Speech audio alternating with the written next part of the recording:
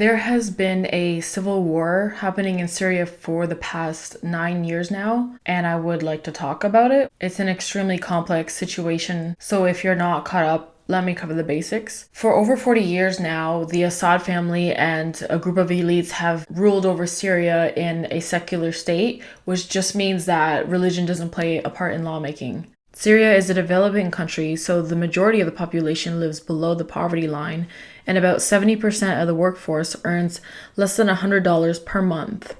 Syria has a totalitarian government which allows President Bashar al-Assad to have total control over his people. There has been a constant divide between the different religious groups because before Syria was one country, it was a group of smaller provinces and villages of many different religions. Between 2006 and 2011, Syria had one of the worst droughts ever recorded and frequent dust storms. And as the population outgrew the resources, there was a divide in how to split those resources within the country. Now, of course, when you have a situation like this, it's just a storm brewing. In 1963, the regime imposed what became a permanent state of emergency.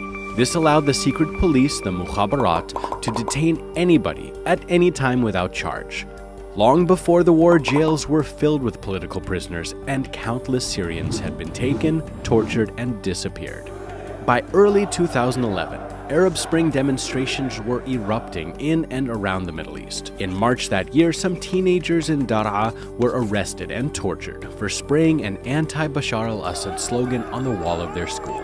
Unarmed demonstrators demanded the boys' release, but Assad's forces responded violently. Word spread, and within days, people began organizing local committees to coordinate protests across the country.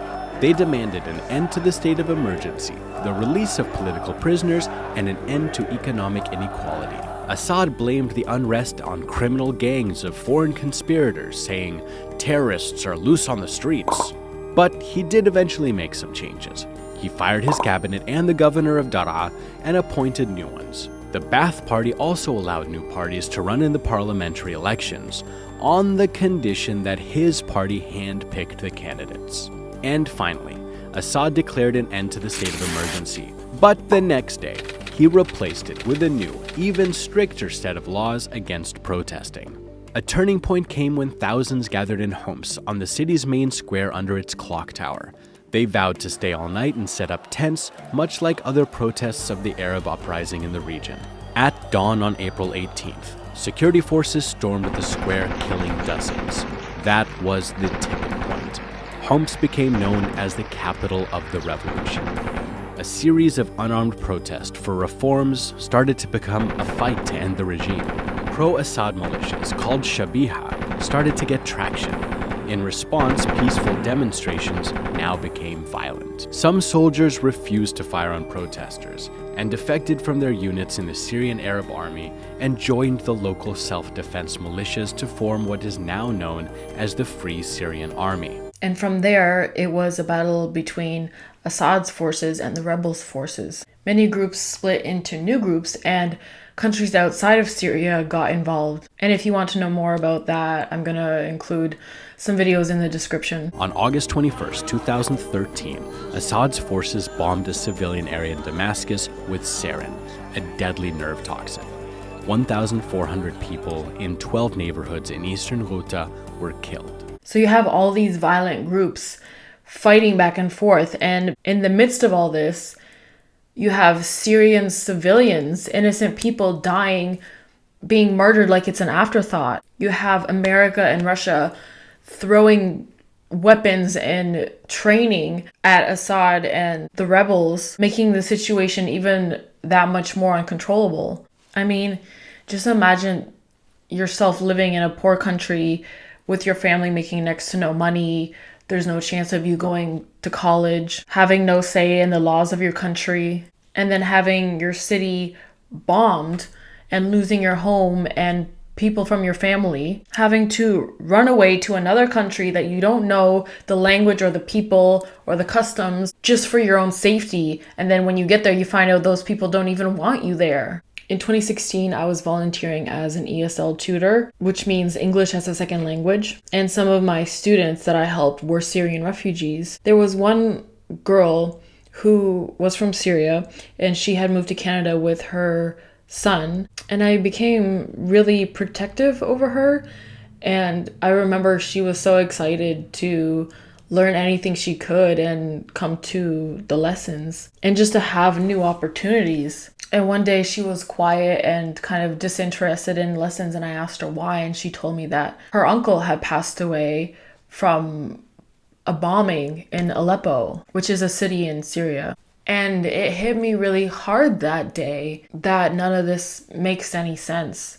She should never have to lose her family in such an awful way or have to run away for her safety. And I could relate to her on a certain level because my mother and I left our family back in Ukraine at home to move to Canada for better opportunities, but it was definitely under different circumstances. Our lives were not being threatened. I just started to notice how other people treat Middle Eastern people, Muslim people, immigrants in general. And I've even posted a video on my channel where I interview local people and ask them their opinions on Muslim immigrants. People flat out told me that they don't want them there. They don't feel like Canada should have to take in refugees. And they're afraid that Muslim immigrants are going to try to take over the government somehow. Like, really?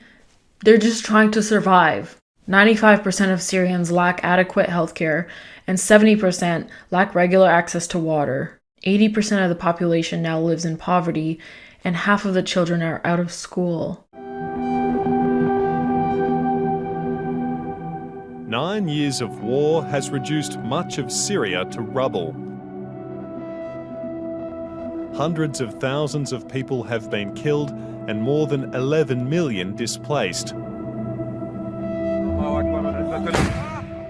But the war's final phase is becoming the most devastating of all.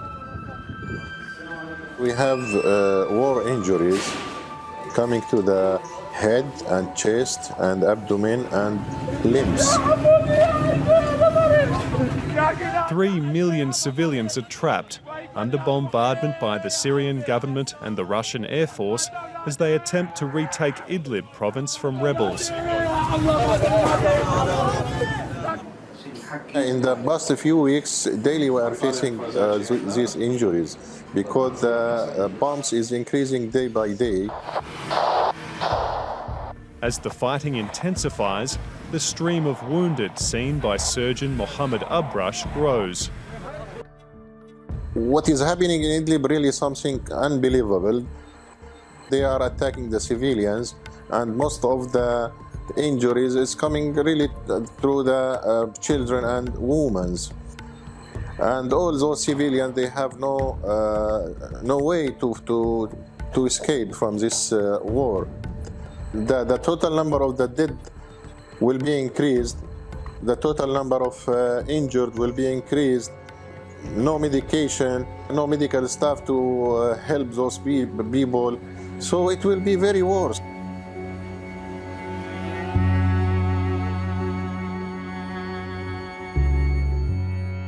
Almost 1 million people have fled the besieged city to these refugee camps on the border with Turkey. A third of them are children. The refugees are trapped in freezing conditions in the mountains. وضعي تعبان كثير يا ابني والله. يعني لا خبز مو متوفر كثير. حاطه بشفت نعالج هدوم نعالج شيء ومي قليله ولا سكر لا شيء لا زيت. تعرف حالتنا من ميته والله. The children now, they don't have their milk. The children, they don't have their nutrition. The weather last week, it was very bad. It was minus. So really the situation is very bad. I've noticed that the media never talks about Syrian people or Muslim people or Middle Eastern people in a positive and sympathetic light. If the news does cover Syria, they're always talking about how refugees are coming into Europe and other areas of the world, acting like they're unwanted pests or something. It just makes me wonder how many people have maybe a conscious or an unconscious bias against Muslim people just because they don't understand them or they don't know where they're coming from, and they don't know any Muslim people personally. So they don't just see their friend or a regular person, they see just the religion or just the way that they dress or where they come from. Like, how many people actually feel a level of fear if they're sitting next to a person in a hijab or any type of head wrap or turban on an airplane? Because in their mind, the only time that they've seen that is from ISIS, or they associate that dress and that appearance with the events of 9/11, because media has done a very good job in making people believe that a terrorist wears a hijab or a turban. I've seen more news coverage and social media outcry for the Notre Dame church burning down than I have for the 500,000 Syrians killed and 10 million Syrians displaced. The phone's been ringing off the hook at this charity, taking in hundreds of millions of dollars in donations for Notre Dame, mostly online. But yes, others arrive as a check in the mail. After one day, we have more than 100,000 donors. Why is that?